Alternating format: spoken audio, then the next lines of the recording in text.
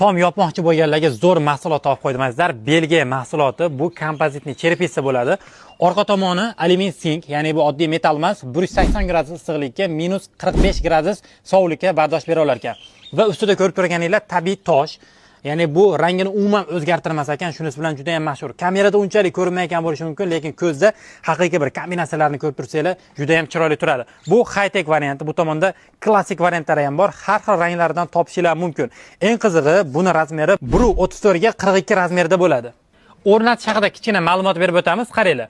Bu yerga reka yordamida qatirib bo'lganingizdan keyin bu yerdan va bu yerdan va ustiga buni qo'yganingizdan keyin ostidan ham yoki miq yoki samolyot urib qo'ysangiz bo'ladi. Ya'ni bu miq ham samolyot ham ko'zga ko'rinmaydi. Shunisi bilan juda ham chiroyli turadi. Ustidagi tabiiy tosh qoplamasi chiqib ketadimi deganlarga. Xullas bu narsa chiqmaydi.